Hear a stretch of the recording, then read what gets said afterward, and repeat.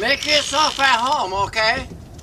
Leonard was quite an amazing man. He had a real passion for God and art.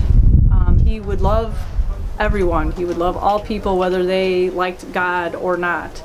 And Leonard was just like one of the happiest people in the world. He proclaimed himself to be the happiest man alive, and I believe that he was, because he would just welcome everybody into his mountain with open arms, and he would thank people for coming and give them tours, and he was just a very dedicated, passionate man.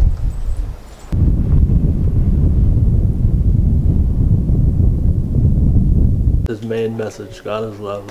For me, it kind of goes to show how, I guess, humans are still salvageable, I would say. I love that the word love is all over the mountain. From wherever you, even when you're driving in, just seeing that, that's the main message that comes out for me. The greatest of these is love. I'm not so much religious, but it still does have like positive vibes and stuff, so I think that's pretty cool. It feels peaceful. It's the message which is so positive. It's about love, not condemnation, and I just really find that feeling good.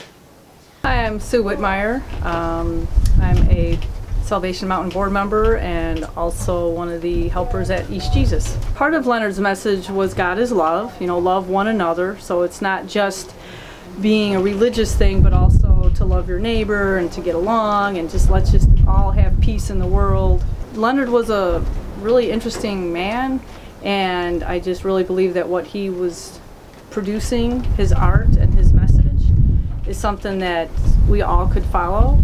And I felt honored to be part of the board.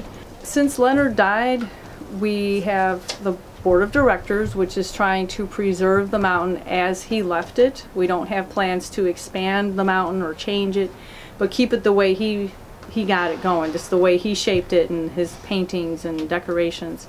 You know, we'll try to repair things.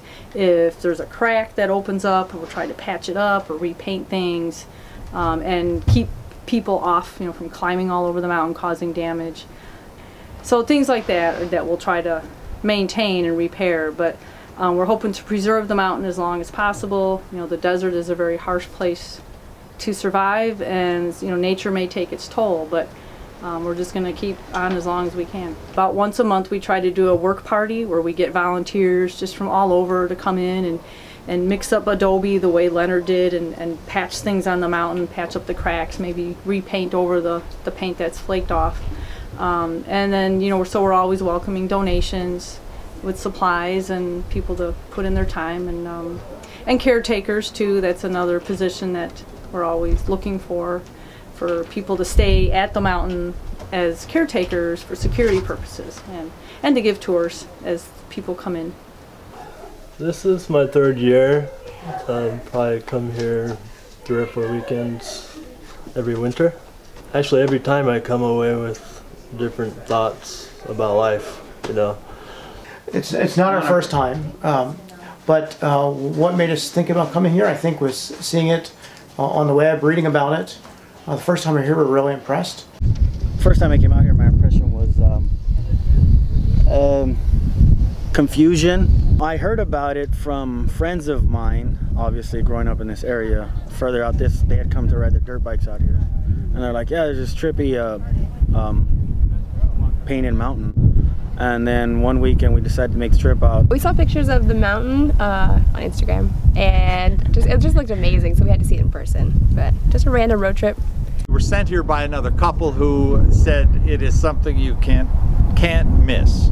And so we drove a couple of hours down, and they were right. It is just an unbelievable piece of cultural art. Anyone who has a vision and executes it, I have a great deal of respect for. And then you put that vision out here in the middle of nowhere, and you still execute your vision. I think that is just extraordinary. It's very colorful, it's exciting, it's you could tell Leonard has passion for his love of God and just the art and just the intricate patterns he has here. And you know, he would go out to the desert just in the area and just drag them back. He'd load them up on his like tractor or in his car or whatever and drag them out here. And He always loved to tell about his tire trees, the truck tire trees. You know, how he's just got tires stacked up, and then he fills it with adobe, and then he covers the outside, and then he would just stick sticks in, sticking out the top of the stack of tires. Leonard was a really interesting man, and I just really believe that what he was producing, his art and his message, is something that we all could follow. And I felt honored to be part of the board, just to help out and maintain what he started. Slab City's pretty much open to anybody, so you know, if you pick a spot you want to camp in, as long as you're not too close to somebody else, you know, everybody that's here wants to respect everybody else's space. So you just pretty much set up a camp and just make sure you clean up when you leave. You know, that's always appreciated. East Jesus was started by a man named Charlie Russell, and he basically was looking for a place where he could live off the grid and do his own thing for art and music, and this is where he ended up. Unfortunately, he has passed away, so we have friends and people that knew him kind of taking over and maintaining the place to keep his vision and dream going. Much like at Salvation Mountain, where when Leonard passed, you know, now we have caretakers and people trying to keep his dream going, which is basically a lot of art. So when Charlie first came to Slab City, he actually worked with Leonard for a bit, helping him in his project. And then Charlie decided he'd rather kind of start his own thing back here in this part of Slab City off in the corner. And so yeah, they did kind of meet in the beginning.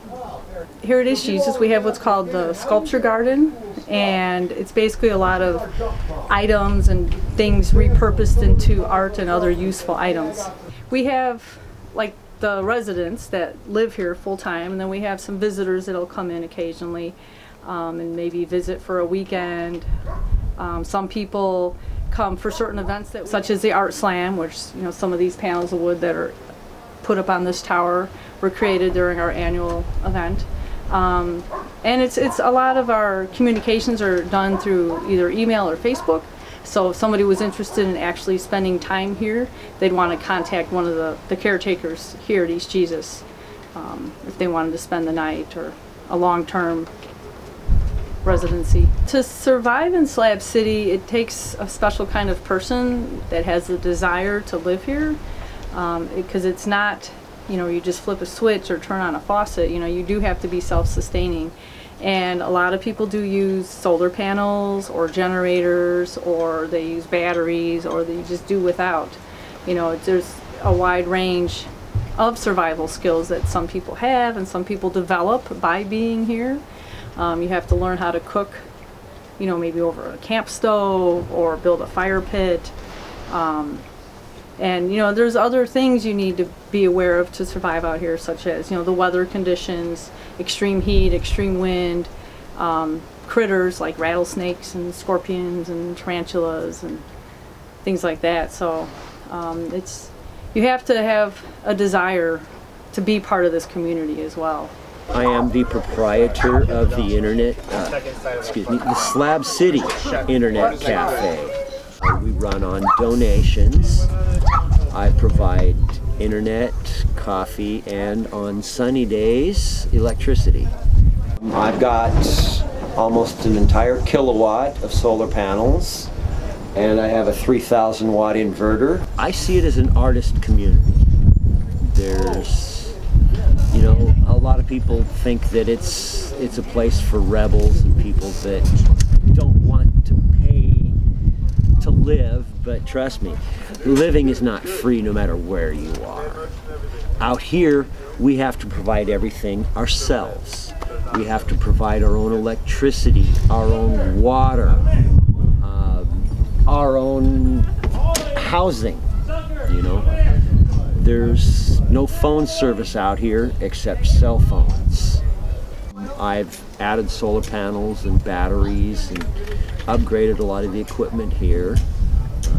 Granted, I can't take a lot of that with me, but I've invested my own money in what I consider my home. Builder Bill was the creator of the Range here in Slab City. He built the stage, and it's open every Saturday night. It's just like a community event for people to come, and they can sit in the audience and listen to other people play music. Or if you're feeling talented, you could get up on stage and play a guitar or sing, tell some jokes. And it's a community event, and that's what Builder Bill was hoping for, just to have people have a place to go every week. They could have some fun, see the people you haven't seen all week. And then people go back to their camps during the week, and then they come back out every Saturday, so even in the summertime.